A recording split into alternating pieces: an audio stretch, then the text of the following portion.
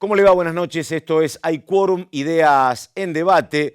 Vamos ya a lo más significativo, lo más representativo a nivel parlamentario y con ideas políticas que acontecieron en los últimos meses acá por Hay Quórum. El resumen empieza de esta manera.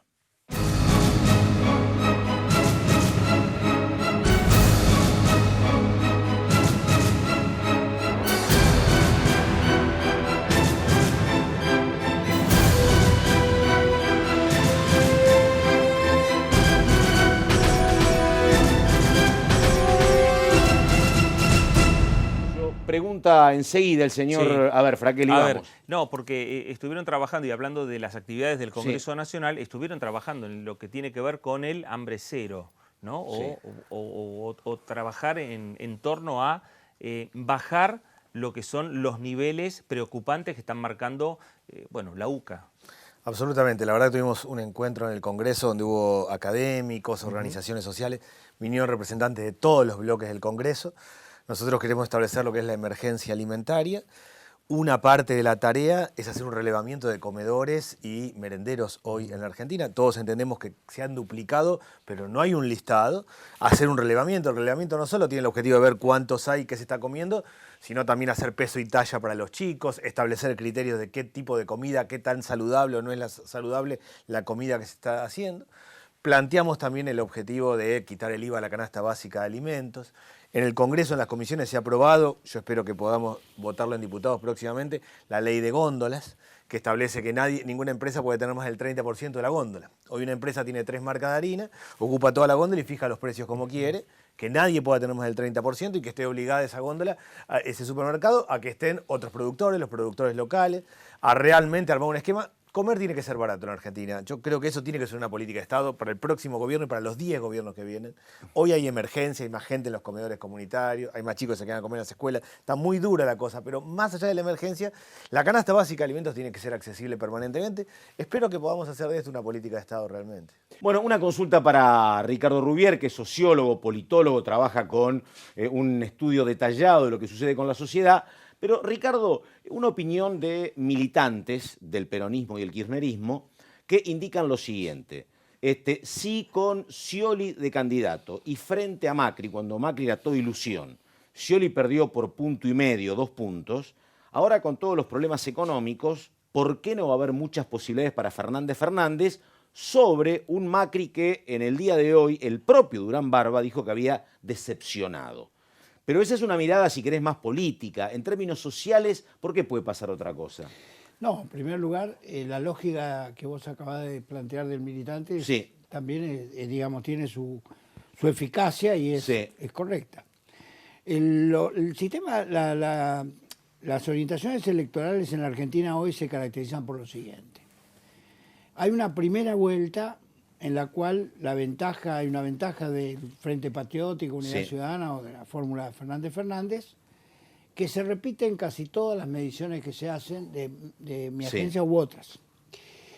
Y se van repitiendo esta ventaja al punto tal de que en esta última encuesta nuestra que hicimos y empezamos el sábado a la noche, después que Cristina lanzó el binomio, fue que el Frente Patriótico en la primera vuelta está pisando el 41%. O sea, está cumpliendo uno de los 2 requisitos que requiere para evitar el balotaje. Claro. Hay menos de 10 puntos de diferencia, es cierto.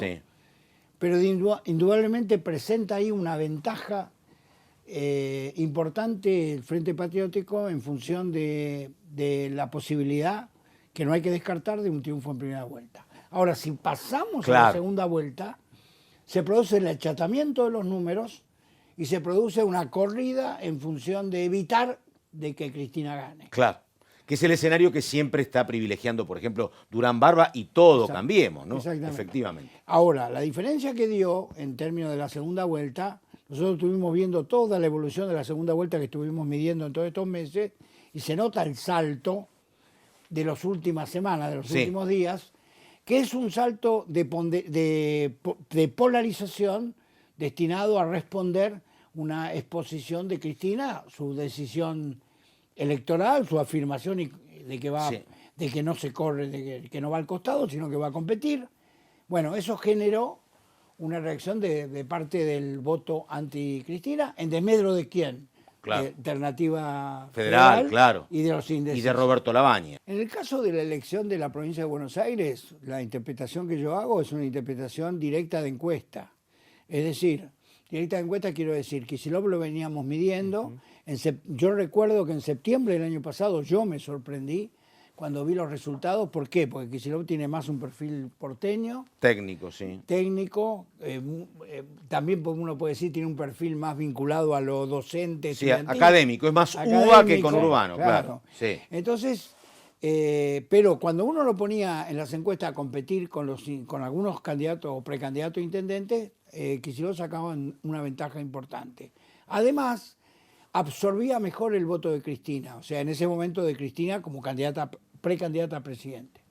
O sea que jugaba mejor la relación de Kicillof con Cristina encabezando la lista que cualquier otra.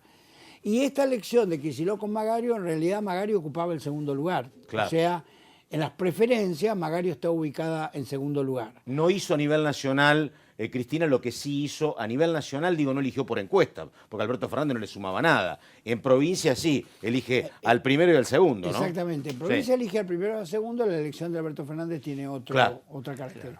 Perdón, Daniel, vos sos candidato, sos diputado por la provincia. Digo, cuando tenés que hacer campaña, son dos mundos muy distintos. Digo, tenés que hacer campaña en Junín o en el interior de la provincia y después en el corazón del conurbano. Son como dos países muy distintos, el mensaje es diferente. ¿Cómo es la cuestión? Yo creo que cada vez son menos distintos. ¿Ah, sí? Sí, a mí me parece que lo que está pasando en la provincia de Buenos Aires es que gran parte de las ciudades se han conurbanizado. ¿Ah, sí? Producto de la problemática social, de la falta de trabajo, del traslado de determinados sectores. El conurbano es la zona de la pobreza urbana en términos de dificultades, conflicto, trabajo informal, alguien que vende droga. Esa problemática primero se extendió a Bahía Blanca, Mar del Plata, La Plata, a los grandes centros o a los centros intermedios, y hoy está en todos lados. Yo creo que se ha ido extendiendo, sacando los lugares muy chiquititos de la provincia de Buenos Aires, el resto sigue extendiendo. ¿Cuáles son los tres problemas que hay en el conurbano cotidiano? El tema del trabajo, realmente hay problemas de trabajo y de movimiento económico. El tema de las escuelas, claramente todo el mundo tiene dificultades con la escuela pública, y el tema de la atención de salud. Esas son las tres como demandas fuertes, y yo creo que es en el conurbano y es hoy en el interior de la provincia. La provincia de Buenos Aires es clave, indudablemente es estratégica, y le pregunto también a Ricardo si María Eugenia Vidal tiene razones como para sentirse preocupada hoy a raíz, digamos, de los sondeos, las encuestas que hoy están diciendo que en realidad Macri hoy le significa como una suerte de lastre a su candidatura para renovar su mandato. Sí, yo te diría lo siguiente, la estrategia de polarización que fue útil en el 2015 y que fue exitosa, pero con muy pequeñas diferencias, claro. En el 2017 fue más exitosa todavía. Yo creo que hoy estamos en una situación muy diferente. La estrategia de polarización hoy para el gobierno es de alto riesgo. De alto riesgo. De alto riesgo. O sea, estos números que yo acabo de decir, estoy hablando de números en segunda vuelta donde todavía vos no proyectás los indecisos, porque lo tenés que estudiar muy bien, tenés que esperar un poco a ver a qué va todos los candidatos sobre la mesa. Pero la situación hoy para el oficialismo está agarrada con alfileres. Si mañana hubiera un descontrol de nuevo del dólar, es knockout. Yo creo que esas opiniones hay que escucharlas en el marco de estos días que quedan por delante, que van a ser definitorios, Laura, porque realmente nos estamos jugando algo que yo creo que no sé hasta qué punto todos nos estamos dando cuenta, de un modelo muy complejo que dejamos atrás, de autoritarismo, de exclusión del mundo, de sentirnos aislados de la mano de la mentira, diciéndonos que desde que el INDEC no existía más, a que teníamos el 5% de los pobres, lo que tanto se repite pero que es verdad. Y yo voy a dar una imagen que para mí fue muy fuerte, que fue la inauguración del Paseo del Bajo. La inauguración del Paseo del Bajo es el fiel reflejo de lo que los argentinos no queremos volver más con todo lo que no se hizo antes. Eso es lo que yo siento. Carmen, ¿cómo ven lo de Cristina Kirchner? ¿Cristina se bajó de la carrera presidencial o no se bajó de la carrera presidencial y puso a Alberto Fernández? ¿Lo quiere a Kicillof en la provincia de Buenos Aires? ¿Quiere el Armado Nacional? Desde mi punto de vista, ella se dio cuenta que no llegaba y que su figura irritaba a un montón de otros posibles socios en ese gran acuerdo kirchnerista. Por eso creo que ella dio su paso al costado. Y la verdad que la elección de Alberto Fernández, por un lado, sorprende y por otro lado no. Una persona que trabajó junto al matrimonio muchísimo tiempo y que luego fue un crítico feroz de la gestión de ella. Y bueno, resulta que ahora es el ave fénix otra vez. Entonces, esas son las dicotomías que uno no termina de entender. Por algo lo habrá hecho. Yo jamás subestimo la inteligencia ajena. Yo creo que esas decisiones no se toman de un día para el otro. Ahora, yo creo que ella se preservó. Diciendo, bueno, yo puedo ser un factor de discordia, me corro a un costado, pongo a otro candidato y también dejó abierta una negociación. Un tema, porque usted señala que el Paseo del Bajo marca algunas cuestiones, está el tema del INDEC, por ejemplo, señala usted, y el tema de volvemos al mundo. Ahí hay todo un debate en el propio gobierno, porque para algunos el tema de volver al mundo era una idea cuando gobernaba Obama, pero ahora resulta que llegó Trump cerró todo. Acá había una convencional del radicalismo que se mostró con un paraguas diciendo me protejo de la lluvia de inversiones. El volver al mundo, que era una política que encabezaba la canciller Malcorra, digo, la verdad, después en efectividades conducentes, como diría Irigoyen, la verdad que no llegaron, no hay un problema. Digo, el PRO miraba un mundo que era con Obama, después llegó Trump y las reglas del juego cambiaron y las inversiones no llegaron. Ni una cosa ni la otra. A ver. Yo creo que el análisis que usted está haciendo es correcto en términos de que costó más y va a seguir costando que las inversiones lleguen. Pero la realidad es que nosotros lo que necesitamos es integrarnos al mundo. Nosotros durante 12 años decretamos que podíamos vivir solos en una situación casi de clausura interna. Eso no funciona en el siglo XXI. No, claro. Tenemos que integrarnos en sentido de tenemos que comerciar no solamente con Estados Unidos, no solamente con China. Nosotros hoy por hoy estamos abiertos al verdadero multilateralismo. ¿Qué es lo que necesitamos? Abrir puertas.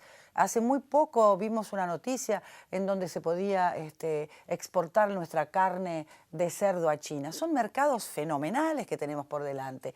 Eso es lo que nosotros tenemos que trabajar. Y yo creo, y si la confianza de nuestra población le da una oportunidad otra vez a nuestro presidente Macri, que ese va a ser el gran legado que él deje.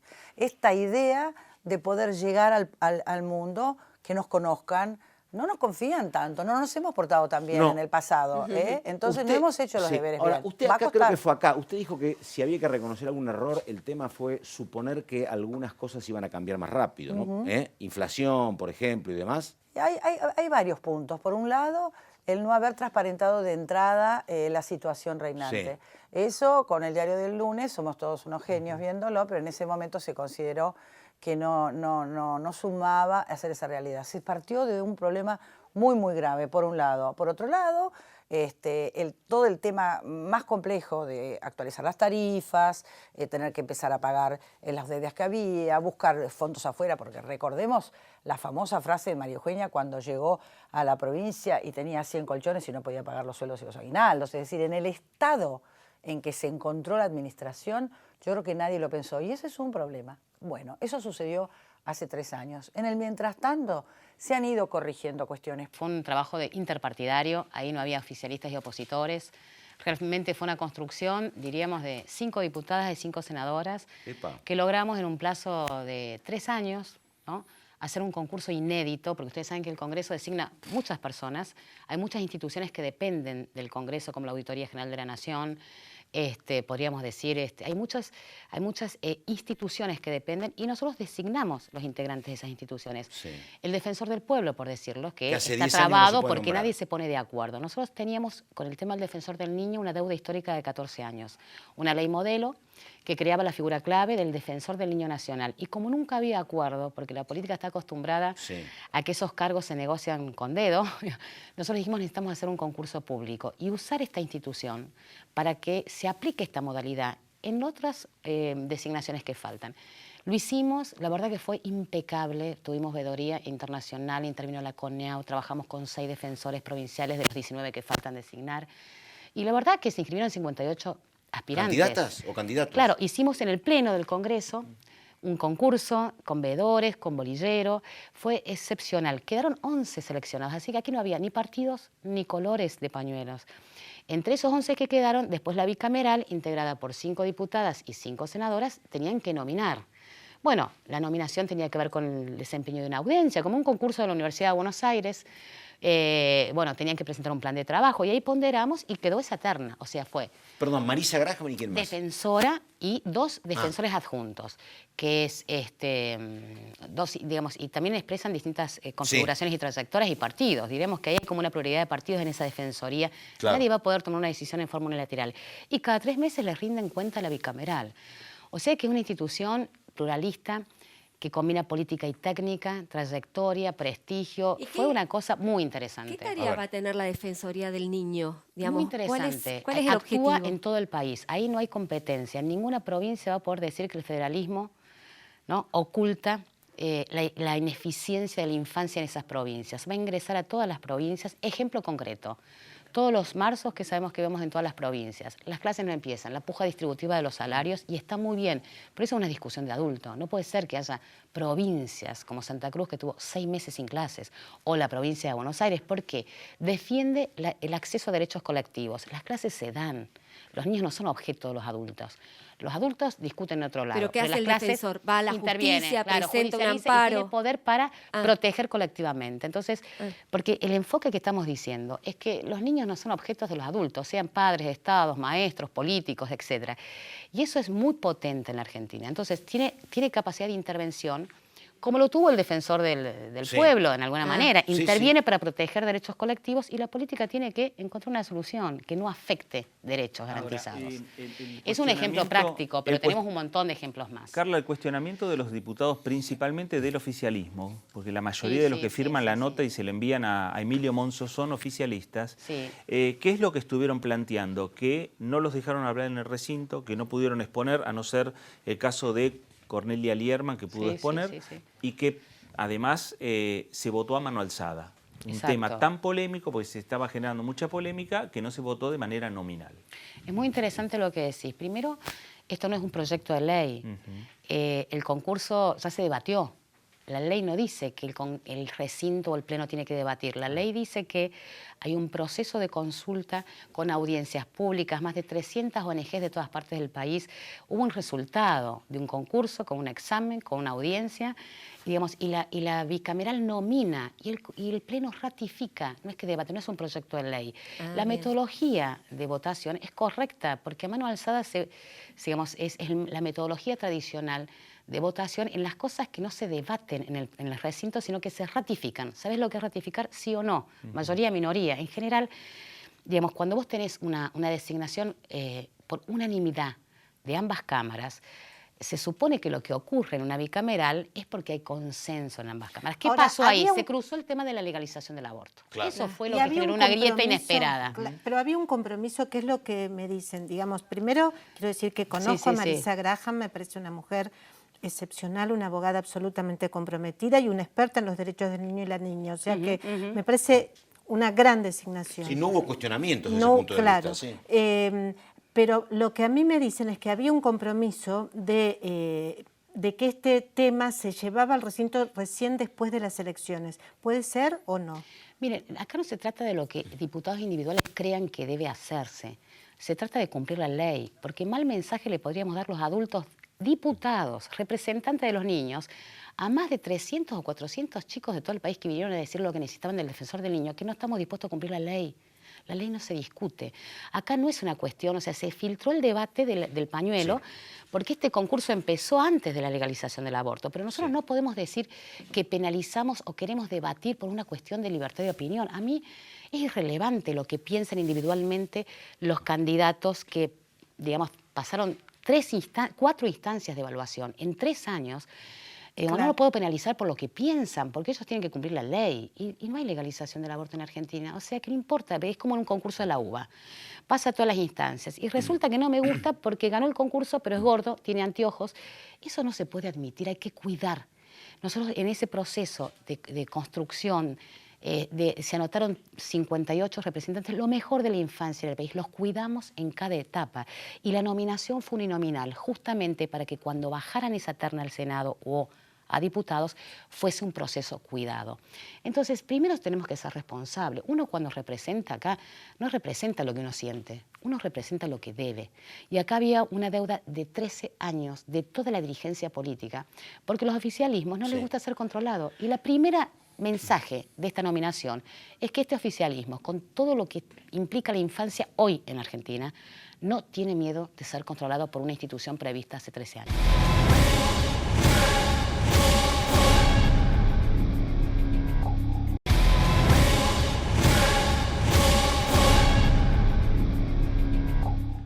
Ahora en Hay Quórum, Ideas en Debate, segunda parte, lo más significativo de la primera parte del año aquí en Hay Quórum. Ya lo vemos. Pregunta para los dos, con la mirada más política de Domínguez y la más técnica tuya. Julián Domínguez. Durán Barba dijo que la opción, dice, el gobierno de Macri decepcionó, dice él. Pero, dice, entre la decepción por el gobierno de Macri y el miedo o el pánico a Cristina, el miedo le va a ganar la decepción. Y por lo tanto, dice él, Macri le va a ganar a Cristina en la segunda vuelta, como planteaba Laurita. Eso te pregunto. Digo, porque después, por ejemplo, yo hablé con Hugo Aime, que me dice, yo lo tengo al revés, no es que el miedo le gana a la decepción, y lo mismo me dijo una consultora de 3.0, yo tengo los números al revés.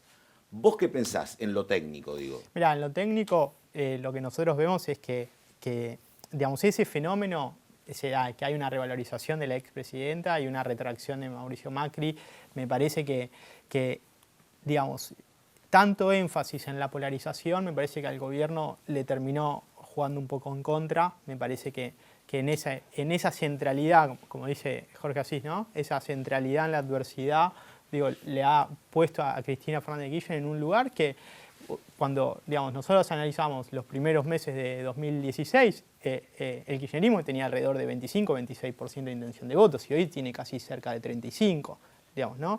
Y casi una relación inversa se da con el presidente Macri. Por lo tanto, me parece que ahí hay que ser cauto. Me parece que cuando se tiran esas consignas al electorado, a la sociedad, me parece que hay que tener mayor responsabilidad, sobre todo de los comunicadores, digo, los consultores, los que pueden incidir y podemos incidir en el comportamiento del electorado. Me parece que hay que ser cauto. ¿Y usted, Julián, ve esa situación así de oposición tajante, de grieta, cuando palpa, cuando habla? Digo, bueno, ¿tiene vínculos con dirigentes gremiales, con empresarios? ¿Ve eso o no?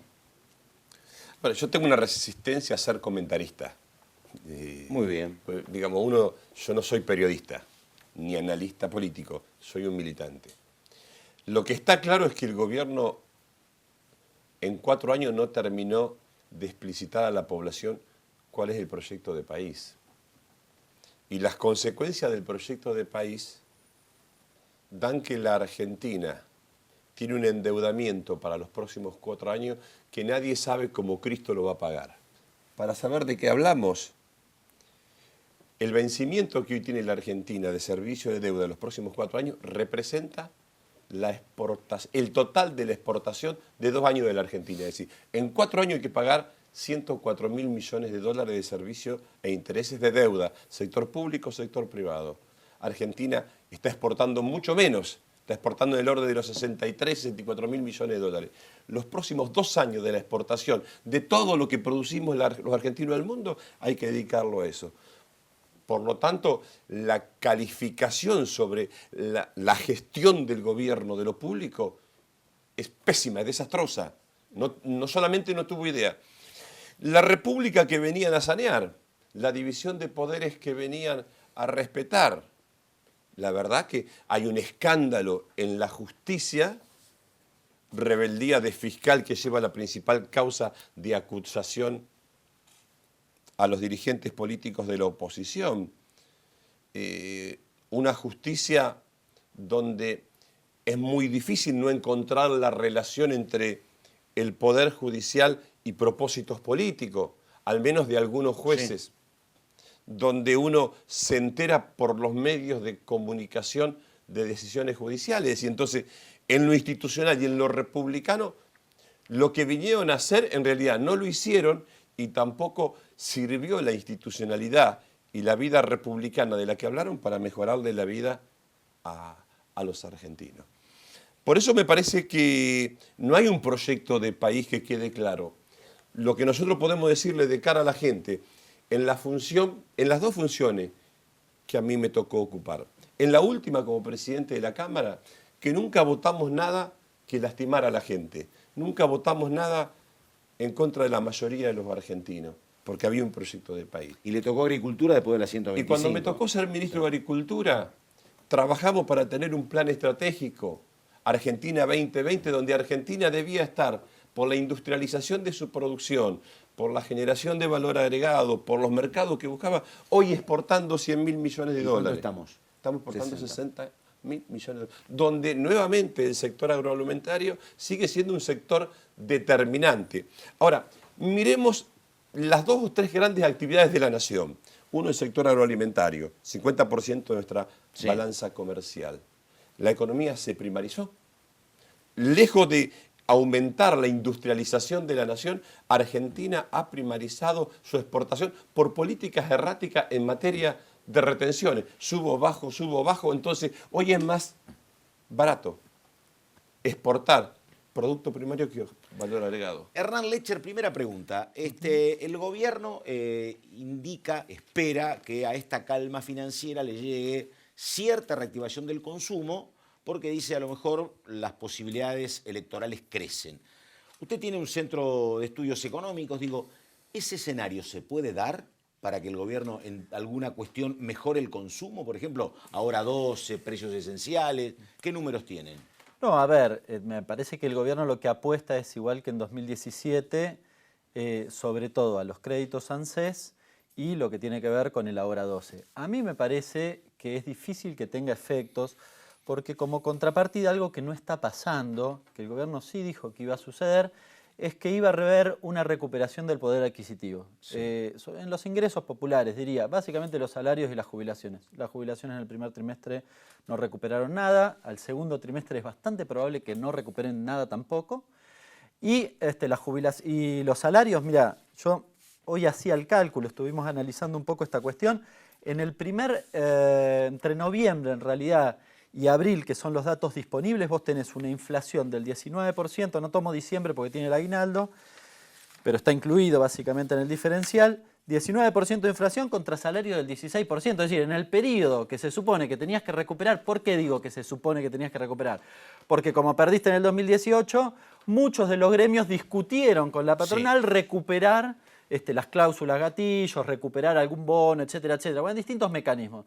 Todos esos mecanismos no mueven el amprímetro. Suman o llegan al 16% de variación del salario promedio registrado, dato oficial del Ministerio de Producción del día de ayer, contra una inflación del 19%. Es decir, en un periodo que se supone que recuperaba, seguís perdiendo. Insisto, las jubilaciones no recuperan nada. A mí me parece que es un escenario bastante complicado. El gobierno se recuesta sobre algunas cosas que para mí, digamos, tiene patas cortas. La caída de la actividad económica, menos 1,3%, claro, dicen se desacelera la caída. Claro, cuando vos ves el dato, decís, claro, está bien, es verdad, sí, claro, había sido superior o cercano a 5 en los primeros 3 meses de cada uno de los meses de este año. Ahora, si yo le saco el agro, si el agro en realidad lo dejo igual que el año pasado, es decir, le quito el efecto de la sequía, porque el año pasado hubo sequía, no es que produjiste más, sino que sencillamente el diferencial es la sequía.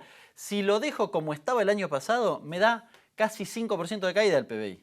Con lo cual, no hay ninguna recuperación. Claro. Lucas Incico es diputado por la provincia de Santa Fe. En la provincia, a Juntos por el Cambio no le fue bien. Ahí ganó Perotti, segundo lugar para el socialismo, tercer lugar para Juntos por el Cambio.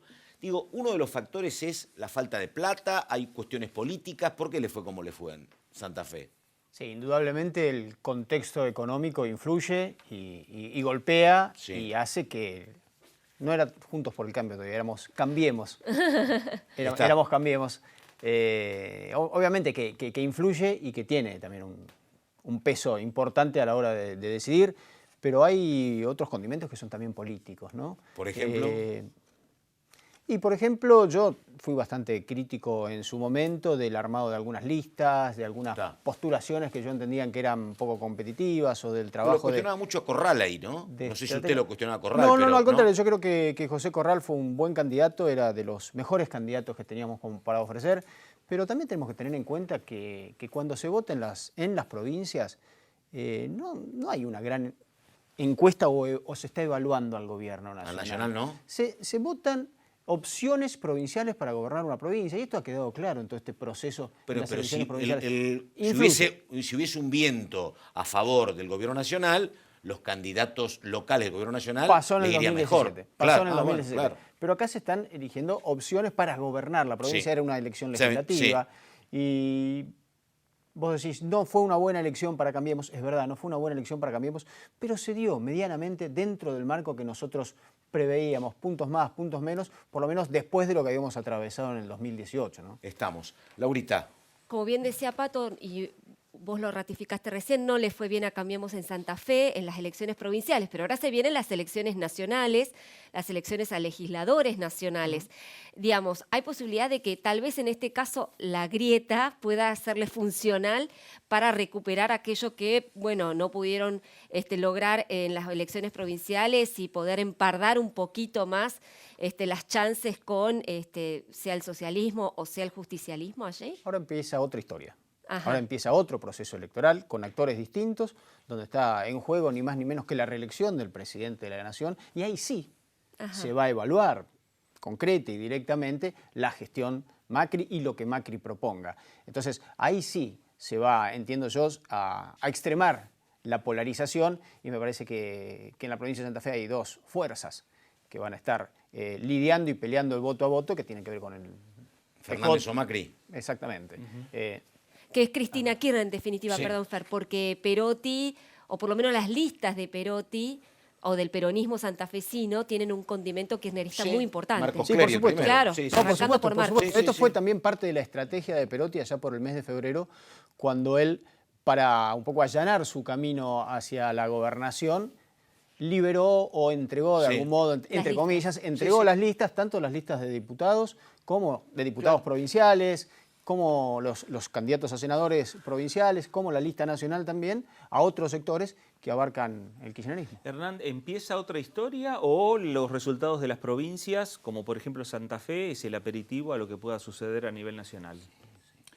Bueno, cuando uno repasa todas las elecciones provinciales, más allá de que haya alguna intención oficial de desdoblarlas o, digamos, de desdoblar el resultado respecto del análisis nacional, lo cierto es que Cambiemos, salvo en Jujuy, en el resto ha hecho un muy mal desempeño. A mí me parece que ahí sí se puede distinguir que hay, digamos, una condena, si se quiere, a la política, particularmente a la política económica de Cambiemos. ¿Sí? Hernán, una pregunta que tiene que ver con todo el lío que pasó estos días en el Congreso. No sé si Insico tiene alguna opinión, en torno a que el presidente del radicalismo, Cornejo, impulsó un proyecto junto con Petri y con otros para que no hubiera paso, que la verdad que parecía muy como en un momento inoportuno, ¿no? Porque faltan 40 días. Pero pregunto, ¿puede ser que el gobierno tenga problemas después de las PASO? Imaginemos un escenario donde al gobierno no le va bien. ¿Esta estabilidad cambiaria puede correr riesgo o son andariveles distintos? Porque yo digo, ¿por qué quieren suspender la PASO? Y me dicen, porque preocupa una encuesta importante que a lo mejor no sea favorable. ¿Puede ser por eso o no? O sea, a mí lo que me parece es que en todo caso están planteando, digamos, un escenario fatalista, porque tal vez algún sector de los argentinos puede dejarse influenciar por eso. A mí me preocupa exactamente lo contrario. Yo lo que veo es que están cocinando a fuego lento una devaluación fenomenal para después de diciembre. ¿Por qué digo esto? Porque hoy dijo Melconian eso. Cuidado, dice, con atrasar el dólar. Bueno, no me gusta estar muy en la misma vereda porque no pienso tan parecido, pero últimamente me ha pasado que no te hagas problema. Lo que pasa es que se kirchnerizó Melconian. No te hagas problema. No, tal vez no lo escuché. Lo que sí, ¿cuál es el análisis que uno hace? En 2017 hubo una apreciación cambiaria muy parecida a lo que quieren hacer ahora. El gobierno dice, necesitamos planchar el dólar. ¿Qué pasó entre junio y diciembre de 2017? El tipo de cambio solo se modificó, aumentó 9,8%. Nada, prácticamente nada. Entre enero y septiembre del año 2018, la devaluación fue del 120%. Claro. Básicamente, cocinaron a fuego lento una devaluación que le hizo muy mal a los argentinos.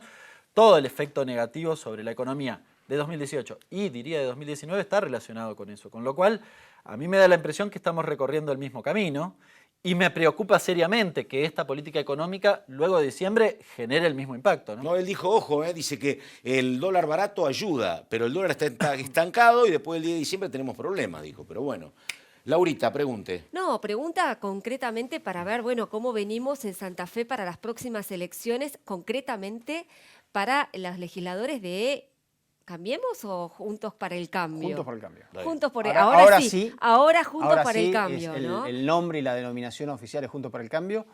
Bueno, el sábado se cerraron las listas. Más allá de los esfuerzos que se hicieron desde el Gobierno Nacional para que hubiese una lista única en Santa Fe, a la cual le van a habilitar el pegado con la boleta del presidente de la Nación, un sector del radicalismo, que es el sector que encabeza a Julián Galdiano, que es el presidente de la UCR en la provincia de Santa Fe, no estuvo de acuerdo con esa lista, que se decía que era una lista de consenso y de unidad, y ha presentado otra lista dentro de la misma alianza, Juntos para el Cambio, integrada totalmente por radicales.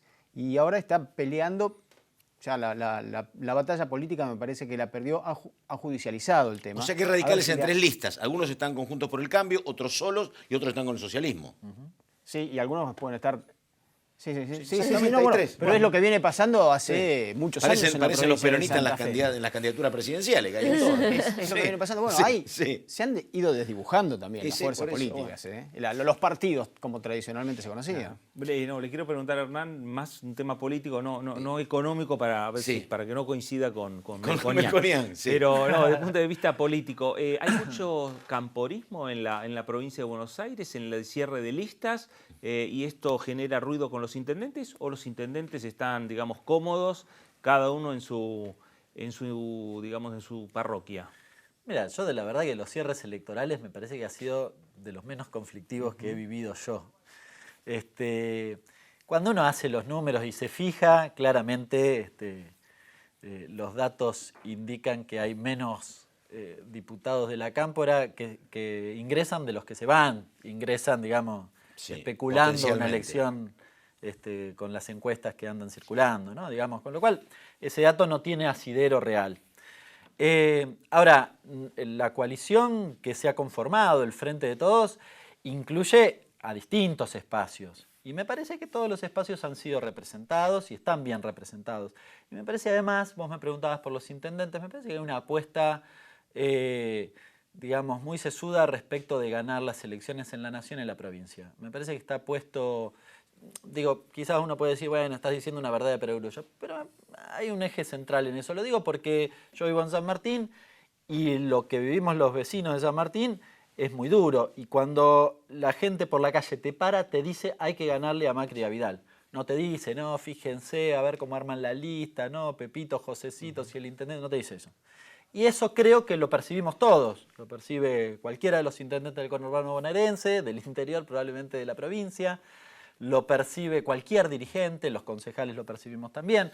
Digo, y eso te lleva a un lugar de decir, bueno, la prioridad claramente es esta. Por eso me parece que más allá de lo que puede generar un cierre electoral, que puede haber algunos más contentos, algunos menos contentos, yo creo que hay una priorización respecto de este objetivo que está muy clara, ¿no? Muy bien, una pregunta. Tengo Parisico, pero antes Letcher. A ver, vos sos economista de profesión. Soy contador y magíster en economía. Bueno, por eso. Sé por qué pregunto, porque digo, los otros días yo hablaba con un economista que no es muy lejano a la oposición, y el propio Álvarez Agis y varios dicen, mira, el margen que vos tenés cuando te toque llegar no es demasiado, tenés mucho condicionamiento del fondo, y lo que uno ve es que hay mucha demanda social de que la vida mejore un poquito si hay otro gobierno. Sí. Pregunta, en materia económica, ¿tenés posibilidades para que la gente esté un poco mejor o estás muy condicionado por la deuda, por el proceso inflacionario? Digo, ¿tenés herramientas para mejorar la vida de la gente o pocas? Las dos cosas son verdad. Ah, ¿viste? Sí. Tenés muchos condicionantes, pero también lo podés hacer. Ese es el intríngulis. Digamos, a ver, vos me corrés y te digo, a mí me parece que hay que discutir con el Fondo Monetario cómo hacés vos para crecer y pagar, básicamente. Claro. ¿no? Sin que lo pague el conjunto de los argentinos. Pero además, no es antagónico. Si vos no creces sí. Y no creces si no le va bien a los argentinos, porque nosotros tenemos una economía que el 70% es el consumo, no hay mucho truco. Sí. Solo se crece, o principalmente se crece por el consumo. Con lo cual, no hay otra salida que no sea esa, y si no te dejan crecer, no vas a poder pagar. Eso es lo que en todo caso vos tenés que resolver, que es, fíjate, que a los argentinos les vaya bien, recuperar el poder adquisitivo y a la vez es, digamos, poner en un segundo plano los condicionantes. Muy bien, tenemos que ir terminando la primera parte porque queda el señor Fraquelli con una nota con Albor Cantar hablando de reforma laboral, eso en segunda instancia. Así que, Insico, muchas gracias. Hasta cualquier momento. Hernán Lecher, muchas gracias. Un placer. Y nosotros, antes de despedirnos, señor, presente, Albor Cantar hablando de qué. A ver, hablando desde el punto de vista de la Unión Cívica Radical, no solo de las reformas que se vienen después de las elecciones, que es la reforma laboral, por qué el tema de las PASO y además cómo van a encarar el oficialismo el inicio de la campaña electoral.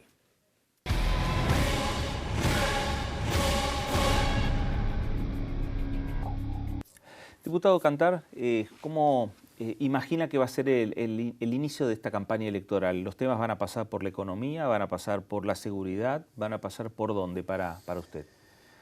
Yo creo que indudablemente va a estar en debate dos modelos de país muy diferentes, donde la economía, la seguridad, la corrupción, la institucionalidad del país, los principios republicanos van a estar en debate. No nos olvidemos que hemos escuchado en los últimos días de diferentes actores de la hoy oposición y hasta hace 4 años atrás oficialismo, planteos con respecto al Poder Judicial, convertirlo en un servicio de justicia, con respecto a, el manejo de los medios, la CONADEL de los periodistas, como dijo un humorista muy cercano al kirchnerismo. Entonces creo que todos esos temas van a estar en debate como lo vienen estando, pero obviamente se va a profundizar cuando entremos en el último mes de campaña de cara a las PASOs. Ahora, en lo que se va a dar también, sin dudas, es que gane quien gane las elecciones, va a tener que lograr consensos o acuerdos con entre las diferentes fuerzas políticas. Y uno de los temas, por ejemplo, de reformas que se vienen y que se están hablando, es la reforma laboral. Más allá de otras reformas que, ahora le voy a preguntar también, si en el caso de reformar lo que es la convocatoria o no las PASO, si el radicalismo no lo planteó pensando en una reforma para las próximas elecciones. Pero antes de hablar de las PASO, ¿la reforma laboral cómo lo ve? Bueno, yo creo que es un tema que se había empezado a conversar y firmemente hace un año atrás. Una vez pasado el periodo electoral del 2017 y había cierta esperanza de poder lograr algunos consensos. Después se polarizó demasiado la discusión con respecto al tema laboral porque había algunas cuestiones en las que yo creo que en las líneas generales, más allá de la letra chica, estaban esos consensos, ¿no? El tema de la paridad de género en las relaciones laborales, la no discriminación, que bueno, justamente la OIT ha sacado una resolución recientemente que estamos proponiendo con el diputado Arce la adhesión del Gobierno Nacional con respecto al tema de la violencia de género en lo que hace las relaciones laborales, en el tema de algunas licencias especiales, en el tema de flexibilizar ciertas relaciones laborales que nos permitan afrontar las relaciones laborales de acuerdo a lo que es el mercado del trabajo hoy, que es muy distinto al de la década del 70, cuando fue sancionada nuestra ley de contrato de trabajo. Yo siempre digo, nuestros padres ingresaban a trabajar en una empresa o en un empleo público o en un comercio y lo que tenían en su cabeza era hacer carrera durante 30, 35 o 40 años en esa empresa, comercio o empleo público y ahí se iban a jubilar.